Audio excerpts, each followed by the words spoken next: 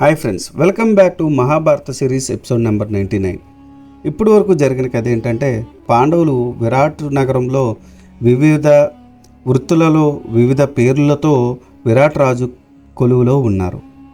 ఆ తర్వాత ఏం జరిగిందో తెలుసుకోవాలనుకుంటే ఈ వీడియోని స్కిప్ చేయకుండా లాస్ట్ వరకు చూడండి.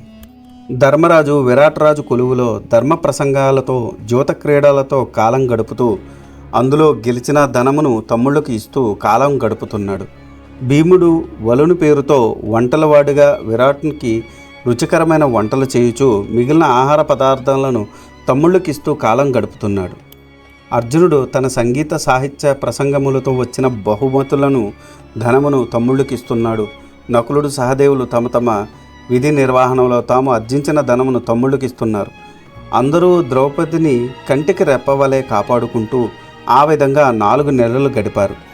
అంతటా ఒకనాడు ఒక మల్లడు విరాట్ రాజు కొలువునకు వచ్చాడు. ఓ మహారాజా, నేను రాజులందరినీ సందర్శించాను. ఎక్కడ కూడా నన్ను మల్లయుద్ధంలో గెలిచే వీరుడు కనిపించడం లేదు.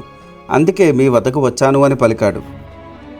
భయంకరాకారాన్ని చూసి విరాట్ను కొలువులో ఉన్న మల్లులు అందరూ వెనకడుగు వేశారు. విరాట్ రాజు మొహం చిన్నబోయింది.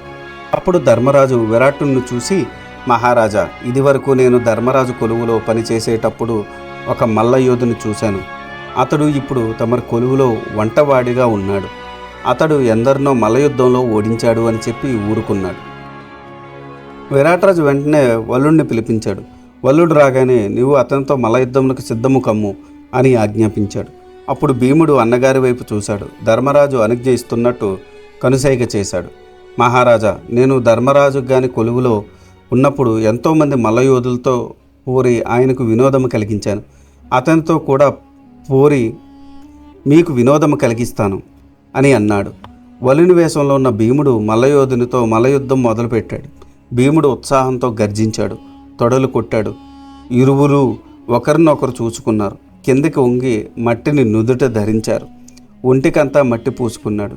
చేతులు చాస్తూ అతని మీదకు ఉరికాడు. రకరకాలైన కుస్తీ పట్లతో రాజును రంజింపచేస్తున్నాడు వలులుడు.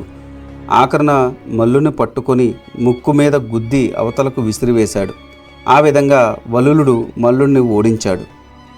విరాట్రాజు వల్లుని వేషంలో ఉన్న భీముని ఎన్నో కానుకలిచ్చి సత్కరించాడు. భీముడు ఆ కానుకలను అక్కడ ఉన్న పేదవారికి పంచి ఇచ్చాడు. మరలా తన వంటశాలకు వెళ్ళిపోయాడు. ఆ ప్రకారం వలులుడు మల్లునితో పోరుతూ రాజుకు అంతఃపురానికి కాంతులకు ఆనందం వినోదం కలగచేస్తున్నాడు. మల్లులు లేనప్పుడు సింహములతో పులులతో పోరి అంతఃపుర కాంతులకు వినోదం కలిగించేవాడు. ఆ ప్రకారం కాలం గడిచిపోతూ ఉంది. అజ్ఞాతవాసం ఇంకా కొన్ని రోజులలో ముగుస్తుంది అనగా, ఒకనాడు మత్స్యపతి విరాట్ను మరిది, ఆ రాజేంద్రుడు నాదుడు, కీచుకులలో అందరికీ పెద్దవాడు, మంచి అందగాడు, కానీ తెలివి తక్కువవాడు, తన బలగర్వంతో విర్రవీగేవాడు అయిన సింహబలుడు తన అక్కగారైన సుదేష్ణను నమస్కరించేయడానికి అంతఃపురానికి వచ్చాడు. అప్పుడు అక్కడే ఉన్న ద్రౌపది అతని కంటపడింది. సింహబలుడు ద్రౌపది అందానికి ఆశ్చర్యపోయాడు. ఆమె మీద నుండి చూపు మరచలేకపోయాడు. మానవులు ఎవరైనా ఇంతటి అందకత్తలను చూసి ఉంటారా? ఈ సుందరాంగిని పొందని జీవితం నిరార్థకం కదా. ఇంతటి అందకత్తె ఆనాడు మన్మధుని వద్ద ఉంటే శివుడు సునాయాసంగా లొంగ తీసుకునేవాడు కదా. బ్రహ్మదేవుడు మన్మధుని 5 బాణాలు కలిపి ఆ సుందరిని సృష్టించినట్టుంది. అసలు ఈ సుందరాంగిని చూస్తే మన్మధుడే విరహ వేదంతో కుంగిపోడా? ఇంతటి అందాల రాశికి జన్మనిచ్చిన తల్లిదండ్రులు ఎవరో కదా. ఈమె పేరేమిటో? ఇంతటి అందాల రాశిని భారీగా పొందని ఆ అదృష్టవంతుడెవరో? ఈమెను పొందే మార్గమేదో? ఆ పనికి నాకు తోడుపడేవారెవరో అని పరిపరి విధాలుగా ఆలోచిస్తున్నాడు కీచకుడు. ఆ సమయంలో ద్రౌపది మాసిన్ చీర కట్టుకుని ఉంది. అతని వికారమైన చూపులు చూసి అతన్ని అసహ్యించుకుంటూ ఉన్నది. వీడేమిటి నా వైపు ఇలా చూస్తున్నాడు? ఇప్పుడు నాకు దిక్కెవరు అని మనసులో అనుకుంటూ ఉంది. కానీ కీచకునికి ఇవేమీ పట్టట్లం లేదు. ఆమెని చూపులు శృంగార చేష్టల్ని మురిసిపోతున్నాడు. పక్కనే అక్క సుదేశిన పరిచాకులు చూస్తున్నారు అనే ధ్యాస లేకుండా కీచకుడు ద్రౌపది వైపు తదేకంగా మోహంతో చూస్తున్నాడు. కొంతసేపటికి తేరుకొని అక్కడ సుదేష్ణను చూసి నమస్కరించాడు. ఆమె అతనికి ఉచిత ఆసనము చూపించింది. కీచకుడు ద్రౌపదిని చూపిస్తూ, అక్క, ఈమె ఎవరు? పేరేమి? ఏ ఊరు? ఈమె భర్త ఎవరు? ఇక్కడికి ఏ పని మీద వచ్చింది అని అడిగాడు. ఆ మాటలకు సుదేష్ణకు అతని మీద అనుమానం కలిగింది. ఇతనికి మాలిని మీద కామం కలిగి ఉంది, ఇతని మనసులు మరచాలి అని అనుకుంది. కానీ అంతలోనే కీచకుడు ద్రౌపది వద్దకు వెళ్ళాడు. ఓ సుందరి, నీ అందచందాలు ఎవరికి ఉంటాయి చెప్పు. నీవు ఎవరవు, నీ పేరేమి, తల్లిదండ్రులు ఎవరు, నీ భర్త ఎవరు అని అడిగాడు. ద్రౌపది ఏమీ మాట్లాడకుండా నిలుచుంది. సుందరి, నీ అందం నన్ను పిచ్చివాడిని చేస్తుంది. నిన్ను తాకాలని ఉంది, కానీ చేతులు వణుకుతున్నాయి. ఏం చెయ్యాలి చెప్పు. ఇలాగే ఉంటేనా నేను మన్మథ బాణాలకు బలి అయిపోతాను అని మోహావేశంతో అన్నాడు. ద్రౌపదికి కోపం ముంచుకొచ్చింది, కానీ తొందరపడకూడదని అనుకుంది. ఓ అన్నా, నేను చాలా కష్టాల్లో ఉన్నాను. నా కట్టు, నా మాసిన చీర చూడు. ఈ పరిస్థితుల్లో కూడా నేను నీకు మన్మథ వికారం కలిగిస్తున్నానా? మీరు మంచివారు, మీకు తోబుట్టువులు ఉన్నారు. నన్ను కూడా మీ ఆడపడుచుగా భావించండి. నేను హీన కులంలో పుట్టినదానను, పతివ్రతను. మీరు ఇలా మాట్లాడడం భావ్యమా అని అడిగింది. కీచకుడు మన్మథావేశంతో ఉన్మత్తుడై, ఓ వనిత, నీ అందం నన్ను పిచ్చివాడిని చేసింది. నీవు నీచజాతి స్త్రీవి కావు. నాకు పరస్త్రీ సాంగత్యం వలన వచ్చు పాపము నేను సహించగలను, కానీ మన్మథుని బాధ ఓర్వలేను అని అన్నాడు కీచకుడు. ఇంకా ద్రౌపదికి కోపం వచ్చింది. ఆ దుర్మార్గుడికి బుద్ధి చెప్పాలనుకుంది.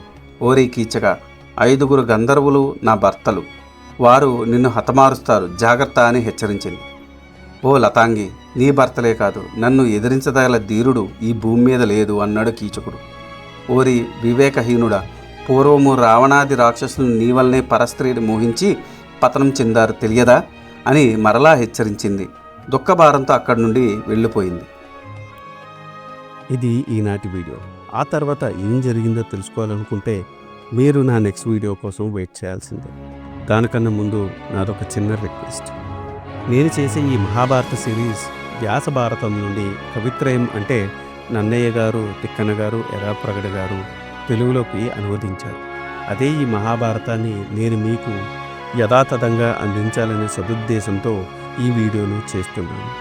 ఏ జనరేటెడ్ ఇమేజెస్తో వీడియోస్ చేయడం కొంచెం కష్టతరమైన విషయం అయినప్పటికీ మన సనాతన ధర్మంలో ఉన్న మంచిని చెప్పాలనే ఉద్దేశంతో పూర్తి కథని ఈ వీడియోల రూపంలో అందించడం జరుగుతుంది. అందుకని మీలాంటి వారి సపోర్ట్ నాకెంతో ముఖ్యం. మీరు నన్ను సపోర్ట్ చేయాలనుకుంటే జస్ట్ మీ అభిప్రాయాన్ని కమెంట్ల రూపంలో తెలియచేస్తూ, లైక్ చేస్తూ, 10 మందికి షేర్ చేస్తూ మన ధర్మాన్ని 10 మందికి అందేలా చేయాలని కోరుకుంటున్నాను. ఈ వీడియో కనుక మీకు నచ్చితే do like, share and subscribe. Thanks for watching. జై సనాతన ధర్మం.